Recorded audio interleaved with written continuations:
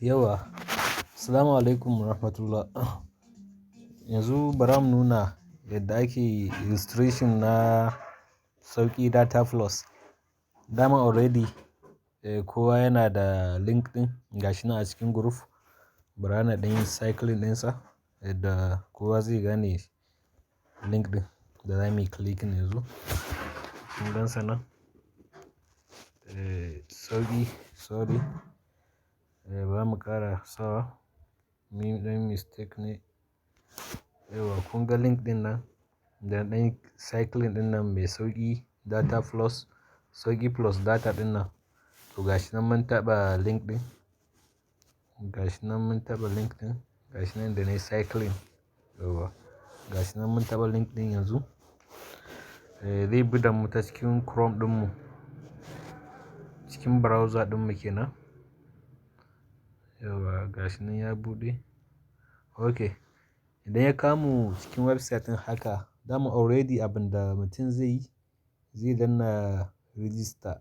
Gashi nan da aka sa register ɗin nan. To gashi nan mun yi clicking ɗin wajen. Muna so zamu buɗe account da su ne.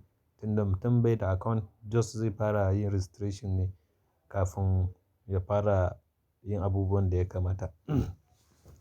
Yanzu ga abubuwan da suka ce za mu cike nan. Sai suka ce mu sa full name ɗinmu, akwai username, akwai email, akwai phone number, akwai address, akwai referral user optional, akwai password da aka yi confirming sai kuma kai sign off.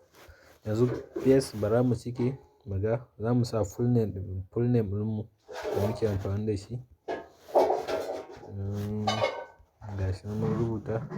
Nan username ne. Kowa shi zai creating username ɗinsa. But amma ni kun ga username ɗina. Bara in sa haka. Shi ne username ɗina. Kai ma kai creating ɗin naka. To nan kuma email, za ka sa email ɗinka da kake amfani da shi. To za ka sa email ɗinka ne.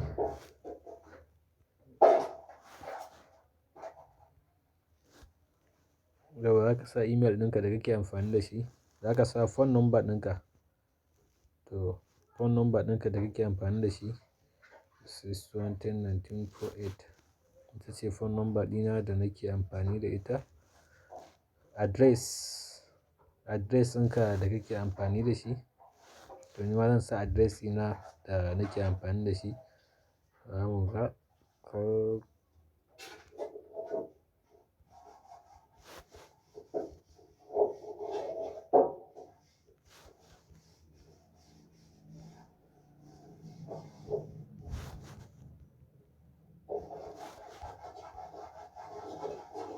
Yawa gashi nan na sa address ɗina. Referral code optional. Za ka iya sawa in an turo ma kuma za ka iya, za ka iya bassa ko ya ka tafi. Yanzu just za ka yi creating ɗin password ɗinka. Yawa za ka yi creating ɗin password. Na ɗan tsai da bidiyon ne na sa password ɗin. But amma mutum kai ya manta in kun duba, inda na yi underline wannan line. Kaga aka ce min length menene 8 mixed character. To dole sai mutum ya haɗa kamar mutum sunansa Musa misali. To M ɗin ya zama na capital letter. Sauran ya zama na ya sa small. Sai kuma number kamar number wayarsa kamar 070.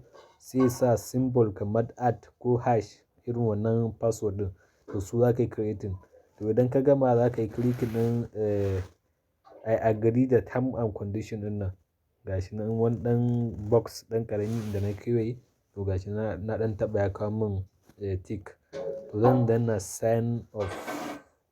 Gashi nan zan danna sign off. Gashi nan nayi clicking. Oh, ina ji mun samu mistake wajen phone number. Sorry na cire zero farko ne. To na mayar da zero farko 07061948. Yawa yanzu dole sai mun ƙara sa password ɗin da muka sa.